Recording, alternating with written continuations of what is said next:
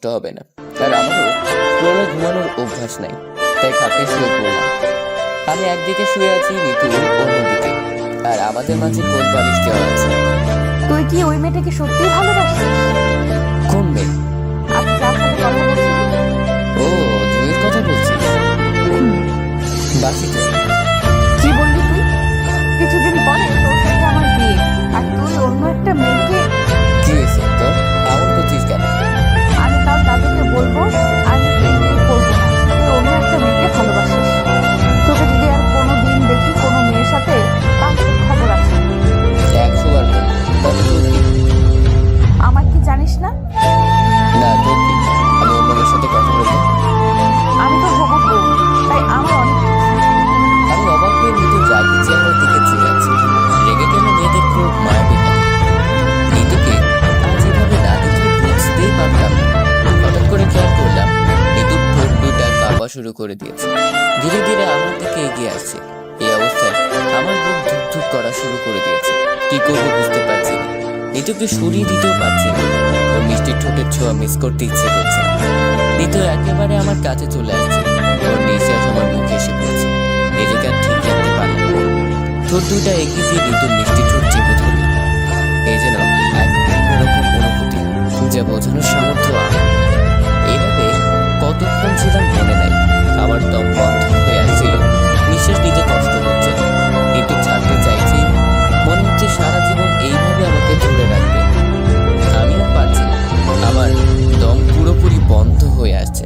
তাই আর না পেরে নিতুকে ধাক্কা দিয়ে আমার উপর থেকে সরালাম। নিতুকে সরিয়ে হাঁপাতে লাগলাম। ওর দিকে চেয়ে দেখি ও আমার মতো হাঁপাচ্ছে। কি করছিলি? আমাকে তো মেরে ফেলছিলি একটু জন্য। আমি কি একা করছি? তুমি কিছু করোনি? কি বলি? আবার বল। আমি আবার কি বললাম? আমাকে কি বলে ডাকলি? তুমি কিছু না। তোর ব্যবহার খুব চেঞ্জ হয়ে গেছে, বড় হয়ে গেছে দেখছি। দাদুকে বলতে হবে বিয়ের আয়োজন তাড়াতাড়ি করা জন্য। বলিস। আমি আর কিছু বললাম না।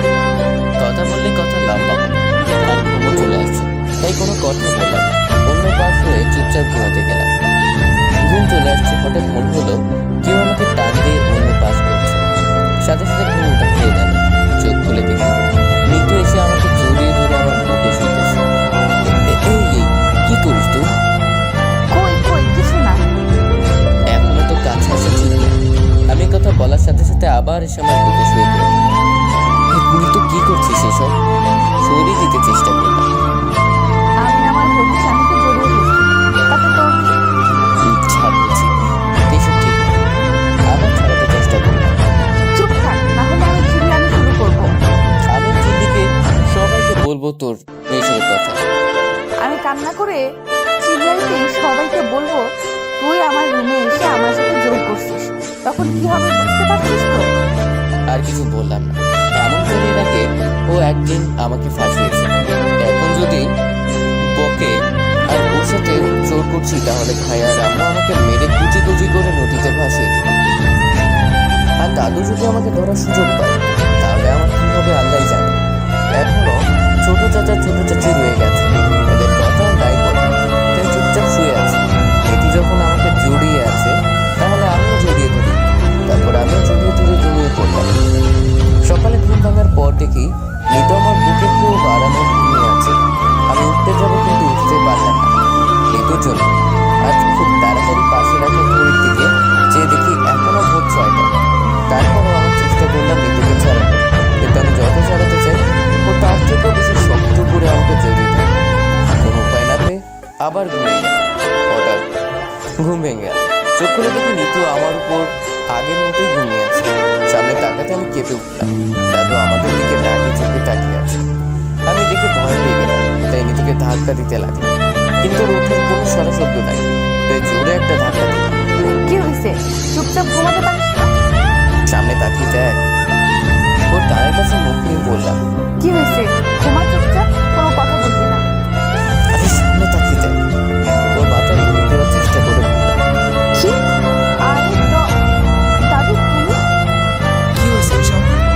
আর তোকে না বললাম আজ বাসায় আসার জন্য? এখন আমি কি বলবো খুঁজে পাচ্ছি না। আমার ভয়ে হাত পা কাঁপা শুরু হয়ে গেছে।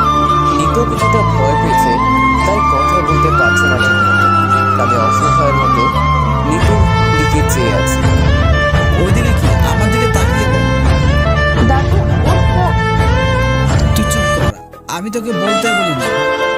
আমার কথাটা শোনো। কাল রাতে আমি জানালা লাগাতে গিয়ে দেখি ও নিচে বসে মশার কামড় খাচ্ছে। সব কিছুর পরেও ও তো আমার হবু বর। ওর যদি এখন মশার কামড় খেয়ে কোনো রোগ হয়ে যায় তাহলে তো পরে আমারও সমস্যা হবে। তাই ডেকে আমার রুমে নিয়ে আসি। Thank you. কেন? এখন আমাকে বাঁচানোর জন্য। It's okay. এখন আমার রুম থেকে তাড়াতাড়ি যা, অনেকক্ষণ ছিল। তুই তো দেখি লোকাল বাস হয়ে গেছিস। কি কি আমি লোকাল বাস? তা নয় তো কি, আদর করে ঘরে আনলে এখন ভাত টাকা দিয়ে বাইরে করতে চাইছিস? তাড়াতাড়ি থাক, না হলে কিন্তু সত্যি আমি ঘাল ধাক্কা দেবো। হয়েছে, আর লাগবে না, আমি চলে যাচ্ছি। চুপি চুপি নিতুর রুম থেকে বাহির হয়ে আমার রুমের সামনে চলে আসলাম, কিন্তু রুমে ঢুকতে পারলাম না। এখনো তালা ঝুলছে আমার রুমের সামনে, তাই আবার চলে গেলাম নিতু রুমে। নিতু, এখন আবার কি হয়েছে? রুমের তালা ঝুলছে, তুই চাবি এনে দে। আমি পারবো না। প্লিজ এনে দে। সব তো আছে। কি? আমাকে নিয়ে ঘুরতে হবে বিকেলবেলা। ওকে, নিয়ে যাবো, এখন চাবিটা এনে দে। ওয়েট। তারপর নিতু দাদুর রুম থেকে চাবি এনে দিল। আমি রুমে গিয়ে ফ্রেশ হয়ে নাস্তা করতে আসলাম। এসে চুপচাপ খেতে বসলাম। সবাই চুপচাপ নাস্তা করছে, আমিও কোনো কথা বললাম না। চুপচাপ আছি। কিছু সময় পরে দাদু বললেন, আমি আগামী পরশু নেহাল আর নিতুর বিয়ে অনুষ্ঠান শেষ করে ফেলতে চাই। হঠাৎ করে এই সিদ্ধান্ত কেন? আমার ইচ্ছা আছে তাই। তোমাদের সবাই মেহমানদের দাওয়াত দিয়ে দাও। আর কেউ কিছু বলল না, কিন্তু আমি চিন্তায় পড়ে গেলাম। এত তাড়াতাড়ি বিয়ে করে ফেলবো ভাবতে লজ্জা লাগছে। খাওয়া শেষ করে যে যার মতো চলে গেল। আমি রুমে চলে আসলাম। কিছু সময় পরে নিতু মেসেজ দিল ছাদে যাওয়ার জন্য, তাই ছাদে গেলাম। কি হয়েছে রে তুই? তো একদম আমাকে কিছু বলবি না। আচ্ছা, কি জন্য ডেকেছিস বল? হঠাৎ করে দাদু কি হলো রে? কেন, কি হয়েছে? হঠাৎ করে বিয়ে দিবে কেন? তো কি হয়েছে? এত তাড়াতাড়ি বিয়ে হয়ে যাবে কেমন কেমন লাগতেছে। একদিন তো বিয়ে হবেই, আজ হোক আর কাল, এত চিন্তা করে লাভ নাই। তোর খুব আনন্দ হচ্ছে, তাই না? না হওয়ার কি আছে? শালা লুচ্চু, তোর আনন্দ হবে তা আমি জানতাম, কিন্তু আমার কথা ভেবে দেখ, আমার কি এখন বিয়ের বয়স? কেন, বুড়ি হয়ে বিয়ে করার ইচ্ছা নাকি? সব সময় কিন্তু সব আমার ভালো লাগে না। কুল ম্যাম, কুল। আচ্ছা তুই বল, আমি কি না করেছি বিয়ে করবো না তোকে? আমিও তা করি। তুই তো লুচ্চা, তাহলে না করবি কেন? তাহলে কি হলো? আমি কি? না কিছু না। বল আমি কি, নাহলে গলা ধরে মেরে ফেলবো। আরে চা, এরা কি বিধবা হয়ে যাবে নাকি? আগে বল আমি কি? ওইটা নিজেকে বাঁচানো যাবে। ওইটা কি বললো? আমাকে যেটা বলছিলি। ছি, আমাকে লুচ্চা বললি? আজ তোকে আমি শেষ করে ফেলবো। আরে কি করছিস? আজকে তুই বিধবা হয়ে যাবি? যা হবার হবে। তুই আমাকে লুচ্চা বললি কেন? আমি কি তোর মতো? তাহলে তুই বিয়েতে রাজি হয়ে গেলি কেন? আমি কি সাথে রাজি হয়েছি? তাহলে আমি লুচ্চা হলাম কেমন করে? ওকে ফাইন, এখন বল কি করে বিয়ে আপাতত থামানো যাবে। দাদুকে গিয়ে বল তুই এখন বিয়ে করবি। কি? আমার কি মাথা খারাপ হয়ে গেছে? তুই দাদুকে বলবি? হ্যাঁ, আমার হয়ে গেছে, তোর সমস্যা তুই বল। আচ্ছা, তোর কি বাল্য বিবাহের জন্য কারাগারে যাওয়ার ইচ্ছা? আমি কেমন কারাগারে যাবো? তোর 18 বছর হয়ে গেছে, আর গেলে দাদু যাবে। আমি বলবো আমাকে জোর করে বিয়ে করানো হচ্ছে। আচ্ছা একটা কাজ করি, দুজন একসাথে বলবো, কেমন? আমি কোনো কিছু বলতে পারবো না। প্লিজ না করিস না, তুই না আমার হবু বল। তবু বড় হিসেবে একটা হেল্প করতে পারি। কি পারবি বল? তুই দাদুকে বলবি, আর আমি সাথে সাপোর্ট দিতে পারবো, এর থেকে বেশি কিছু পারবো না। না, তোকেই বলতে হবে। তুই থাক, আমি যাই, এই বলে চলে যেতে লাগলো। ওই প্লিজ এমনটা করিস না আমার সাথে। বললাম তো, এর থেকে বেশি কিছু পারবো না। ওকে তাহলে চল, আমি বলবো আর তুই সাপোর্ট দিবি। চল। তারপর ছাদ থেকে চলে আসলাম দাদুর রুমের সামনে। দরজা খুলে তুই প্রথমে ঢুকবি। না, তুই ঢুকবি। না, তুই ঢুকবি। আমি পারবো না। আমি কান্না শুরু করবো। আমি এখন থেকে চলে যাব। আমি দরজা খুলে দিচ্ছি, দুইজন একসাথে ঢুকে যাও। ভাবি, তুমি নিতুকে নিয়ে যাও ভেতরে, আমি চলে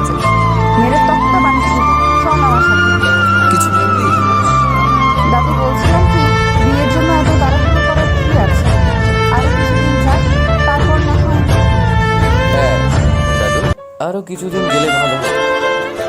আর কি বলবে? না তাহলে তাহলে তুই চুপ করে চলে যা।